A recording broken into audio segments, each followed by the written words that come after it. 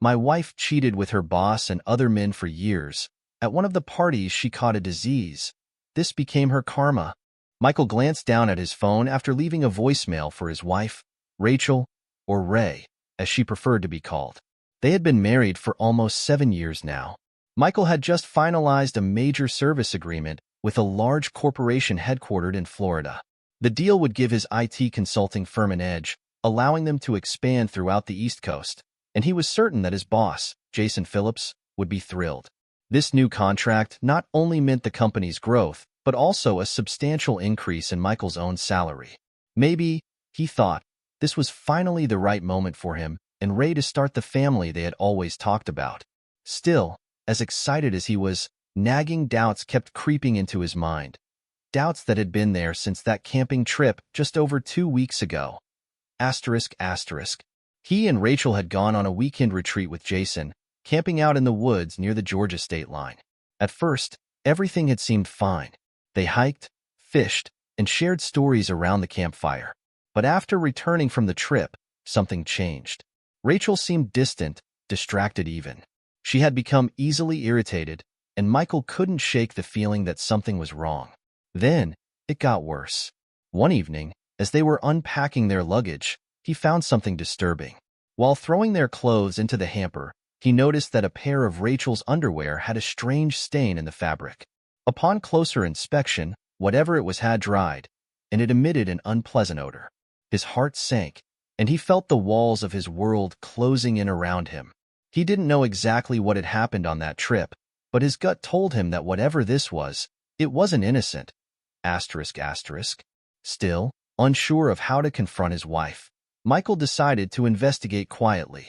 He had a work trip scheduled to North Carolina the following week, and before heading out, he made an appointment with a divorce attorney, Megan Callahan, a lawyer highly recommended by a colleague who had gone through a difficult breakup just the year before.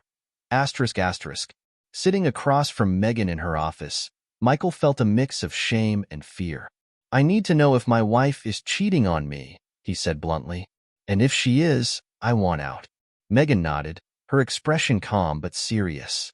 "Do you have any solid proof yet?" she asked. Asterisk.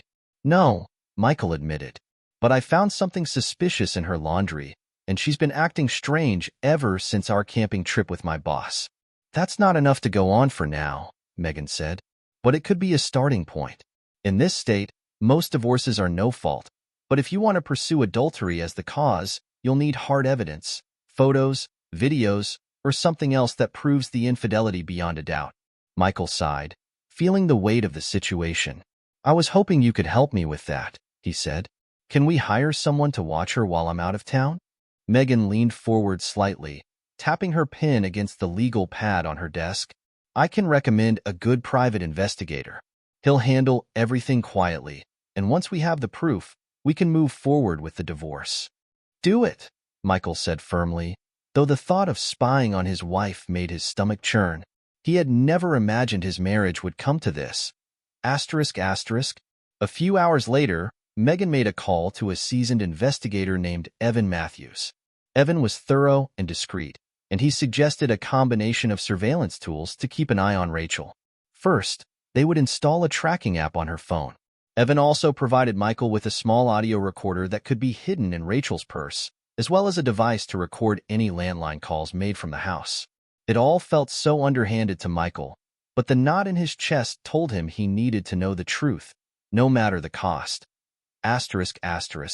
Michael had barely finished packing for his trip to North Carolina when Rachel entered their bedroom, casually mentioning that she had agreed to work an event at Jason's house later that week.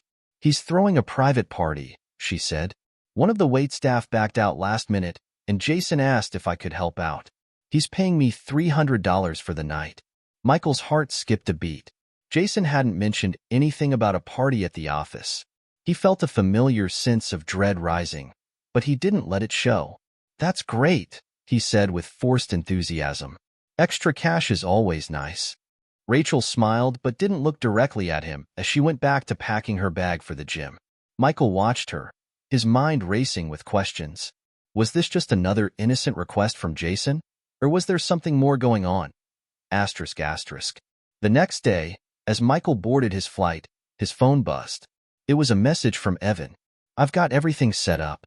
I'll keep you updated if anything happens while you're away." Michael replied with a simple thanks, though the unease hadn't left him. He had trusted Rachel for so long, but now, every interaction felt like a game of deception. Asterisk, asterisk. After landing in Charlotte and settling into his hotel, Michael tried to relax. He was supposed to be focused on securing a deal with a major client, but his thoughts kept drifting back to Rachel. That night, he called her as he promised. She answered on the second ring, her voice cheery but distant. Asterisk, asterisk. "How's everything going?" Michael asked, trying to keep his tone light. Asterisk, asterisk. "Good," Rachel replied. "I just got home from the gym. I'm about to have dinner and relax for a bit. How was your flight?" "Fine," he said. "I'll be busy all day tomorrow, but I'll try to call when I can." "Okay, no worries," she said. "I've got the event at Jason's tomorrow night, so I might be late getting home anyway." "Right," Michael said. "Well, stay safe and let me know how it goes." After hanging up, he stared at his phone for a long moment, his mind replaying the conversation over and over. Something about her tone felt off, detached, like she was holding something back. Asterisk, asterisk. The next day passed in a blur of meetings and negotiations. By the time Michael returned to his hotel room, it was late, and he hadn't heard from Rachel. He called her phone, but it went straight to voicemail. He tried the house phone too, but again, no answer. The growing pit in his stomach told him that his worst fears were about to be confirmed. Asterisk, asterisk. Early the next morning, Michael received an email from Evan. His hands shook as he opened it. Rachel didn't come home last night. She stayed at Jason's house after the party. I've attached some photos, but be warned, they're not easy to look at. Michael's breath caught in his throat as he scrolled through the images. There was Rachel, the woman he had shared his life with, in compromising positions with Jason and two other men. Men who he thought were his friends. His heart pounded in his chest, and the room spun as he tried to comprehend the betrayal. He couldn't even bring himself to finish looking through all the photos. Asterisk, asterisk. He had known something was wrong, but this was beyond anything he had imagined. Michael sat in stunned silence, unable to process the devastation he felt. Asterisk, asterisk. He spent the rest of the day going through the motions with his client, securing the contract as planned, but inside, he was shattered. By the time he boarded his flight back to Atlanta, his mind was made up. His marriage was over. Asterisk, asterisk. When Michael got home that evening, the house was quiet. Rachel's car wasn't in the driveway, and for a moment, he felt a strange sense of relief. He didn't want to face her yet, not until he had a chance to think clearly. He went inside, threw his bags down, and sat on the edge of the bed, staring at the wall. Asterisk, asterisk. That night, as he lay awake, Michael made a decision. He would confront Rachel the next day. He couldn't let this drag out any longer. He needed answers, and more than that, he needed to move on. Asterisk, asterisk. The next morning, Rachel came home looking disheveled. She smiled awkwardly at Michael, but he didn't smile back.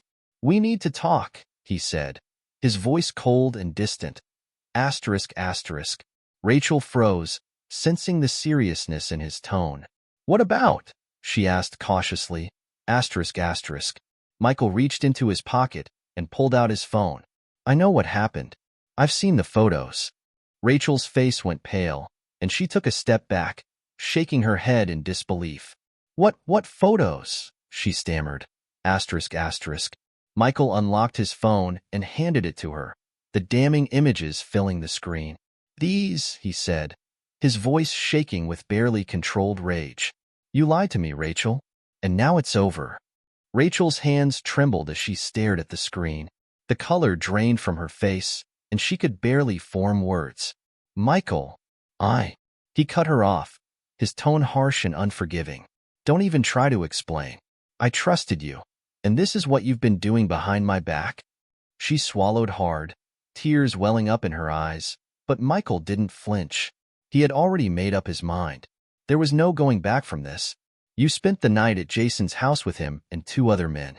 I saw everything, Rachel. There's nothing you can say to justify this." I made a mistake," she finally managed to say, her voice cracking. I didn't mean for it to happen.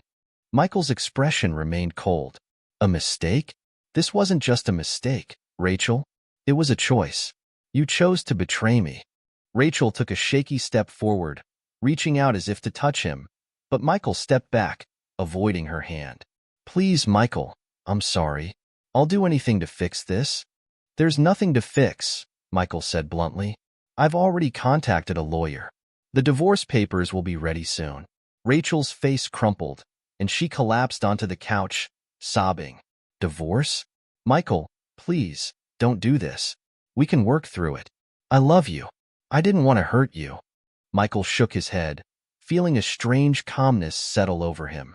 The anger, the hurt, it had all been swirling inside him for days, but now, as he stood there watching Rachel beg, it all seemed distant. He had moved beyond it.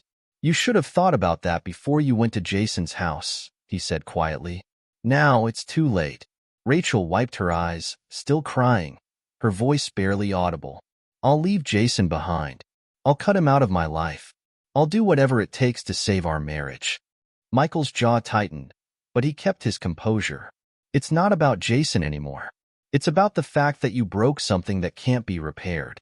You made your choice, and now I'm making mine. He turned away, walking toward the door. I'll be staying somewhere else for a while. I'll let you know when the papers are ready. I'll have Megan, my lawyer, contact you. Rachel's sobs grew louder, but Michael didn't look back. He left the house and got into his car, driving away with a sense of finality. It was over. For the next few days, Michael stayed at a hotel while Megan finalized the paperwork. He threw himself into work, trying to keep his mind off the painful reality of his failed marriage. His phone buzzed constantly with messages from Rachel, but he didn't respond. He didn't want to hear any more excuses, any more apologies. What was done was done. A week later, the divorce papers were ready, and Megan arranged for them to be delivered to Rachel. That evening, Michael got a call from Evan, the investigator. I've got something else you might want to see, Evan said, his voice grave.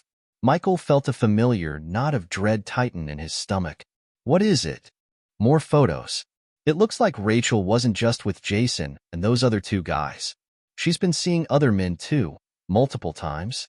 Michael didn't even know how to respond at first. He had thought the worst was behind him, but now it seemed like the betrayal went even deeper than he had imagined. Send me everything, he finally said, his voice flat. Later that night, Michael opened the new email from Evan, bracing himself for the contents.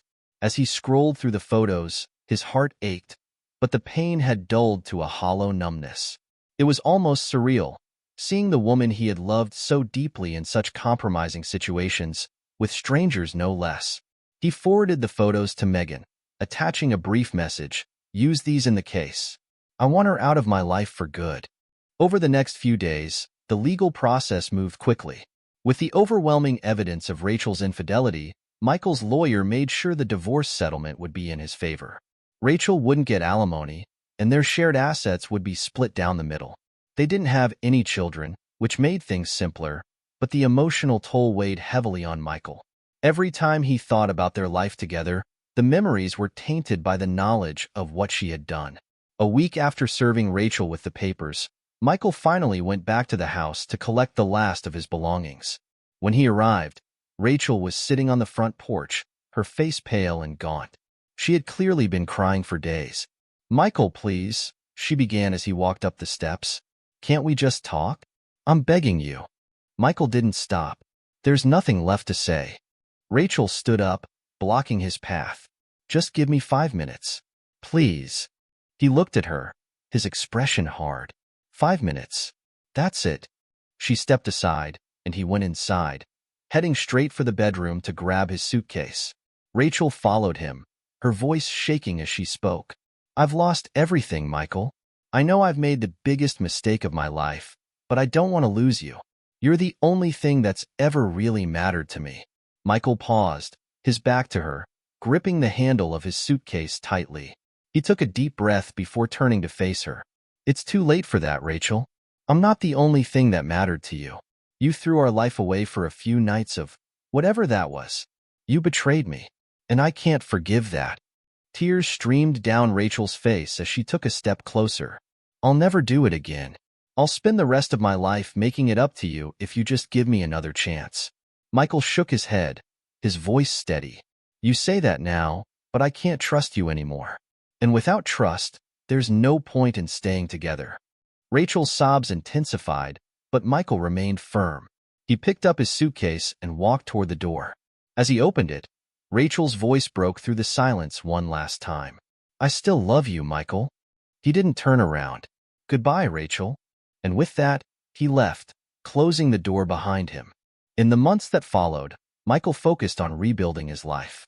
He continued to work hard at his job, earning recognition and a promotion within the company.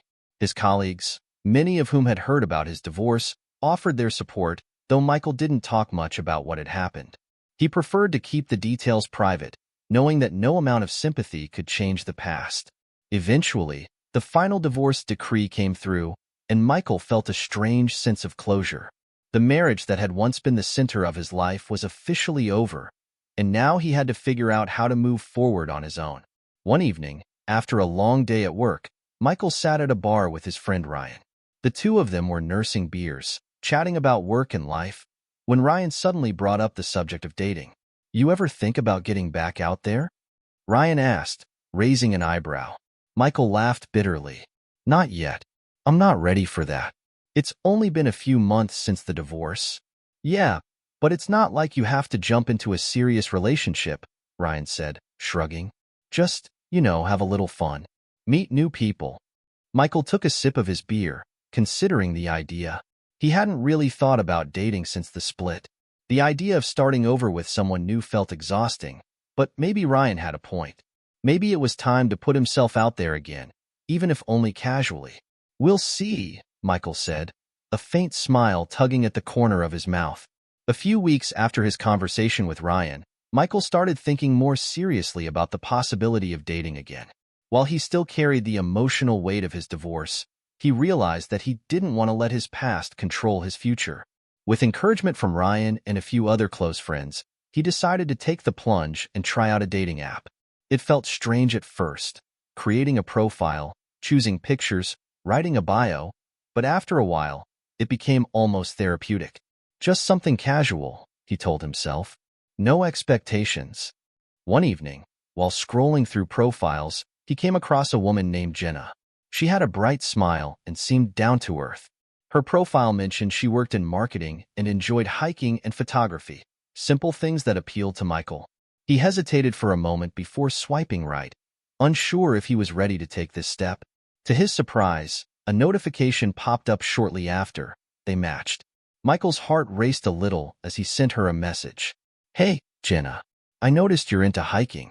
Do you have any favorite trails around here? It was a safe, easy question, something to break the ice. A few minutes later, Jenna replied, Definitely. There's a great trail out by Cedar Creek. I try to go at least once a month. How about you? Do you hike often? They spent the next hour exchanging messages, finding common ground in their love of the outdoors and a shared appreciation for simple pleasures like a good cup of coffee or a quiet night in with a book. It felt easy, natural, like talking to an old friend. After a week of texting back and forth, Michael suggested they meet up in person. How about coffee this Saturday? He wrote. There's a great little spot downtown that I think you'd like. Jenna agreed, and they made plans to meet that weekend. As the day approached, Michael felt a mix of nervousness and excitement. It had been so long since he'd been on a date. Years, really, and part of him wondered if he even remembered how to do it. But he pushed those doubts aside, reminding himself that this was just a casual meetup, nothing serious. He didn't need to put any pressure on himself. When Saturday finally came, Michael arrived at the cafe a little early. He ordered a cappuccino and took a seat near the window, watching people walk by as he waited for Jenna to arrive. A few minutes later, she walked in, her smile as warm and inviting in person as it had been in her pictures. Hey, Michael, she greeted him with a friendly wave. Sorry if I'm a little late. Not at all, he said, standing up to shake her hand. You're right on time. They ordered their drinks and sat down, falling into an easy conversation about work, hobbies, and their mutual love for outdoor adventures. Jenna was funny and genuine, and Michael found himself laughing more than he had in months. It felt good, better than he'd expected. After about an hour, Jenna leaned back in her chair, smiling. So, I've got to ask, what made you decide to try dating apps? You seem like someone who doesn't really need them. Michael chuckled. Honestly, I didn't think I'd ever use them, but after my divorce, I wasn't sure how else to meet people. I'm not exactly the bar-hopping type. Jenna raised an eyebrow. Divorce, huh? Sorry to hear that. It's okay, Michael said, shrugging. It was a rough time, but I'm moving on. Trying to, anyway. Well, I'm glad you did, Jenna said, her smile softening, because I'm having a really great time. Michael's chest warmed at her words, a flicker of hope sparking within him. Maybe there was a chance for happiness after all. They spent the rest of the afternoon together, walking around downtown and grabbing lunch at a nearby cafe. By the time they said goodbye, Michael knew he wanted to see Jenna again. Over the next few weeks, they continued dating casually. Michael appreciated how easy things felt with Jenna. No pressure, no expectations, just two people enjoying each other's company. As they hiked trails, shared meals, and talked late into the night, he found himself opening up in ways he hadn't expected.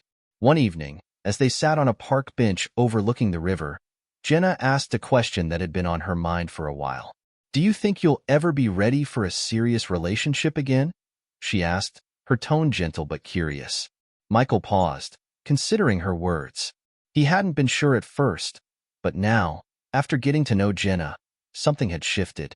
I don't know, he admitted honestly. I'm still working through a lot of stuff from my last marriage. But being with you has made me realize that I don't want to close myself off to the idea completely. Jenna smiled, reaching for his hand. I'm not in a rush, she said. I like what we have right now, and I'm okay with taking things slow. Michael felt a wave of relief. I do too, he said, squeezing her hand. I just want to make sure I'm doing things the right way this time. As their relationship continued to grow, Michael found himself feeling more at peace. Jenna's presence in his life had helped him heal in ways he hadn't anticipated. She wasn't just someone he enjoyed spending time with. She had become a source of comfort, understanding, and support. But even as things with Jenna progressed, there were still moments when the ghosts of his past haunted him. One night, as they lay in bed together, Jenna asked him about Rachel. I don't mean to bring up bad memories, she said softly, but I've always been curious about what happened between you two. Michael stared up at the ceiling, the familiar weight of the past settling on his chest. It's complicated, he said.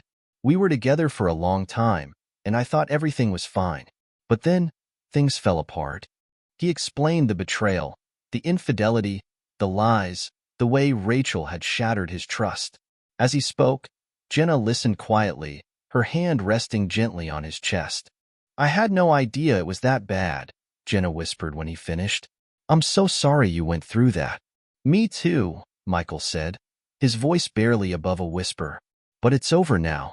I'm just trying to move forward.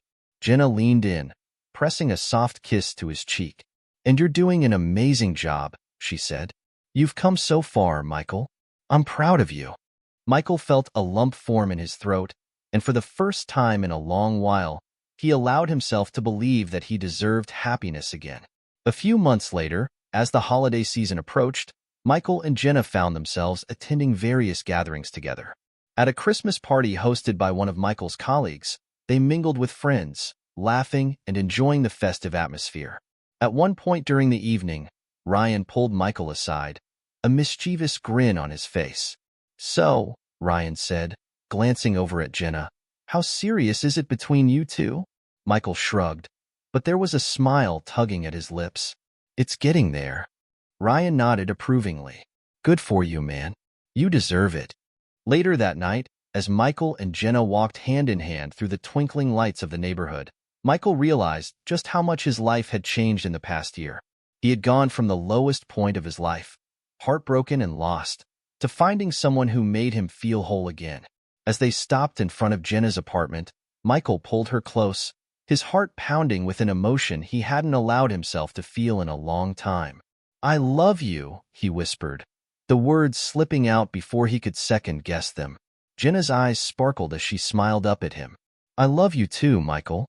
And just like that, something clicked into place. For the first time since his divorce, Michael felt truly at peace. The pain of the past was still there, lingering in the background, but it no longer defined him. He had found someone who accepted him, scars and all, and together, they were building something new, something real. As they stood there under the streetlights, wrapped in each other's arms, Michael realized that while life hadn't gone the way he had planned, it had led him to a place he never expected, one filled with hope, love, and the possibility of a future he hadn't dared to imagine. Over the next few months, Michael and Jenna's relationship deepened.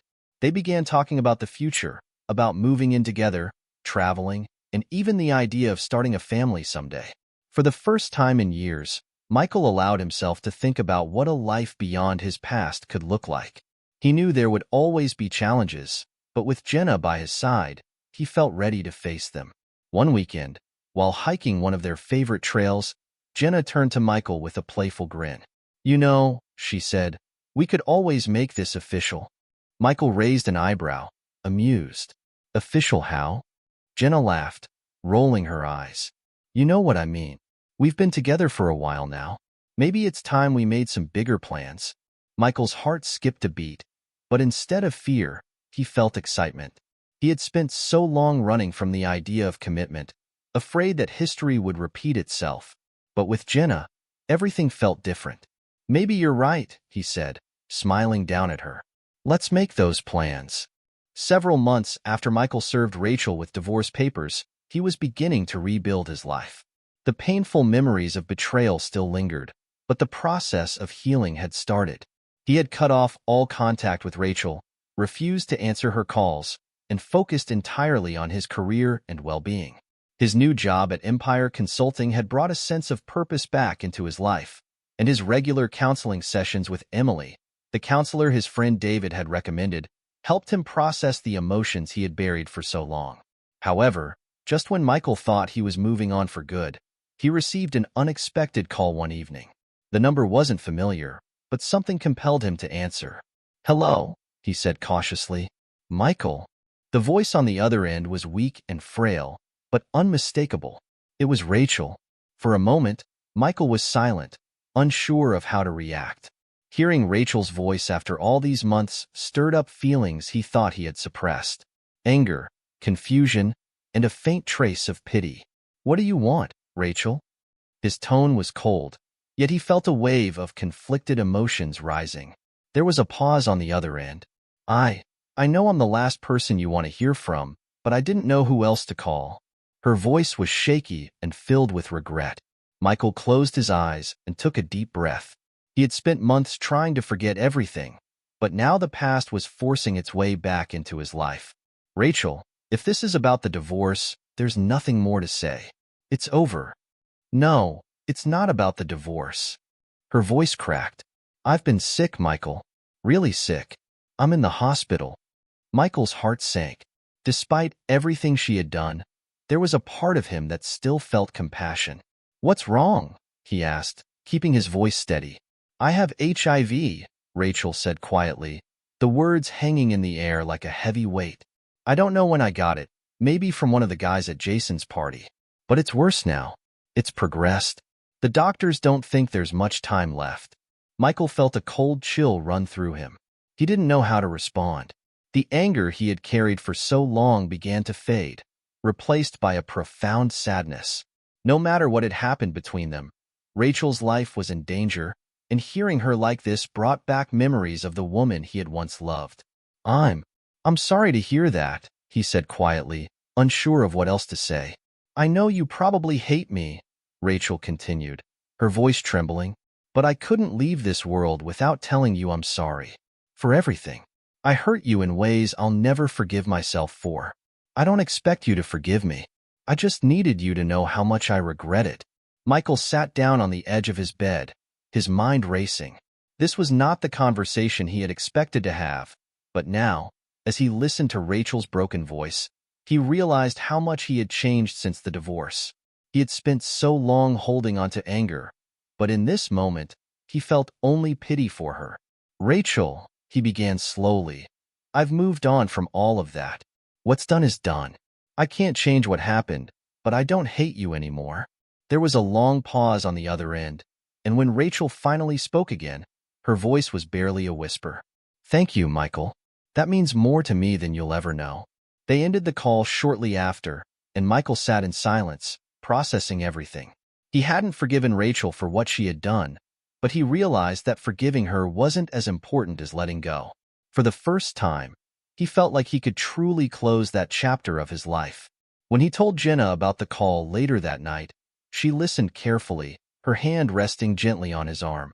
"How do you feel about it all?" she asked softly, her concern evident. "I'm not sure," Michael admitted. "I guess part of me feels sorry for her, but another part of me is just relieved. It's like hearing from her one last time gave me the closure I didn't know I needed." Jenna nodded, understanding. "You've come a long way, Michael. It's okay to feel conflicted. You don't have to figure it all out right now." Michael smiled at her, grateful for her patience and support. "Thank you, Jenna. I couldn't have gotten through all of this without you." Over the next few weeks, Michael continued to reflect on his conversation with Rachel. He visited his counselor, Emily, and talked through his feelings. "It's strange," he told her during one session. "I thought I needed to forgive her to move on, but now I realize that I just needed to let go of the anger." Emily smiled. "That's a huge step forward, Michael. Forgiveness doesn't always mean forgetting, and it doesn't mean you have to accept what happened. It just means you're no longer letting it control you." "I think I'm finally there," Michael admitted, feeling a sense of peace wash over him. A few months later, Michael received a call from Rachel's mother, Susan. She had kept in touch with Michael throughout the divorce, even though their relationship had grown distant over time. "Michael," Susan said, her voice heavy with emotion, "I wanted to let you know that Rachel passed away this morning." Michael closed his eyes, feeling a pang of sorrow. Despite everything that had happened, hearing the finality of Rachel's passing hit him harder than he expected. "I'm sorry to hear that, Susan," Michael said quietly. "How are you holding up?" "We're doing the best we can," Susan replied. "I know Rachel made some terrible mistakes, but I thought you should know she never stopped thinking about you. She regretted everything, right up until the end." Michael nodded, even though Susan couldn't see him. "Thank you for telling me. If there's anything you need, please let me know." After hanging up the phone, Michael sat in silence for a long time. Rachel was gone. The chapter was truly closed now. There would be no more unexpected calls, no more lingering questions about what could have been. He felt a sense of sadness, but also relief. He had finally let go. Jenna came into the room a few moments later, sensing that something was wrong. "What happened?" she asked softly, sitting beside him. "Rachel passed away this morning," Michael said quietly, staring down at his hands. Jenna placed a comforting hand on his shoulder. "I'm sorry, Michael. I know this is hard." He sighed, leaning back in his chair. "Yeah, it is. But it's also freeing in a way. I didn't realize how much I was still holding on to until now." Jenna leaned in, pressing a soft kiss to his cheek. "You've come so far, Michael. You've been through so much, and now you can finally move forward without anything holding you back." Michael smiled, feeling the warmth of Jenna's support. "Yeah, I think I'm ready to really move forward." In the months that followed, Michael and Jenna's relationship continued to grow. They began to talk more seriously about their future together. One evening, while walking through the park, Michael turned to Jenna, his heart racing. "You know," he began, taking a deep breath, "I never thought I'd get to a place where I could love again. But you've shown me what love really is. I don't want to waste any more time, Jenna. I want to spend the rest of my life with you." Jenna smiled, her eyes sparkling. "I've been waiting for you to say that." A few weeks later, Michael proposed to Jenna during a quiet dinner at home, just the two of them. It was a simple, heartfelt moment. No grand gestures, just a sincere promise of a future together. Jenna, tears in her eyes, said yes without hesitation. Their wedding was a small affair, held in the backyard of David and Emily's house, surrounded by close friends and family. As Michael stood at the altar, watching Jenna walk toward him in her simple white dress, he felt a profound sense of peace. This was where he was meant to be, with the woman who had helped him find his way back to happiness. After the ceremony, they danced under the stars, the sound of laughter and music filling the air. Michael pulled Jenna close, whispering in her ear, "Thank you for everything. You've given me more than I ever thought possible." Jenna smiled, resting her head on his chest. "You deserve all of it, Michael, and more." As the night wore on, Michael looked around at the people who had supported him through his darkest times. David, Emily, Ryan, and now Jenna. He realized how far he had come from the broken man he had once been. In the end, Michael realized that his journey wasn't about finding closure or even forgiveness. It was about rediscovering his own strength and the capacity to love again. He had learned to let go of the anger and bitterness that had weighed him down for so long, and in doing so, he had opened himself up to the possibility of true happiness.